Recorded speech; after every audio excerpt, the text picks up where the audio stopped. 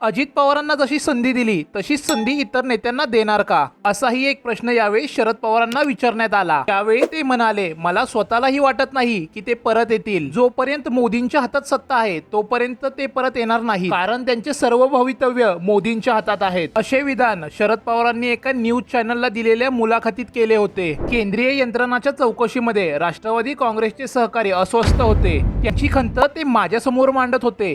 हल्ली भाजपला washing machine म्हणलं जातं, इथं टाकलं की धुवूनच बाहेर टाकलं जातं, त्यानंतर तिथे गेल्यावरती आपल्याला संधी मिळते, असं अनेक नेत्यांचं मत होतं। अनेक वर्ष संघटनेबरोबर काम करणाऱ्या नेत्यांनी अचानक भाजपमध्ये जाण्याचा निर्णय मला कळवला, तेव्हा मी त्यांना थांबविण्याचा प्रयत्न केला, कारण माझ्या अंदाजानुसार मोदींचे विचार मान्य करतो म्हटल्यावर आज त्यांची फाईल टेबलावरून कपाटात गेले, उद्या त्यांना वाटेल तेव्हा ही फाईल बाहेर काढली जाईल। पण आपलं मरण उद्यावरती ढकललं गेलं आहे हे कुणाला वाटलं असेल तर त्यामध्ये गैरही नाही, असा नकळत टोला त्यांनी अजित पवार गटाला लावला आहे।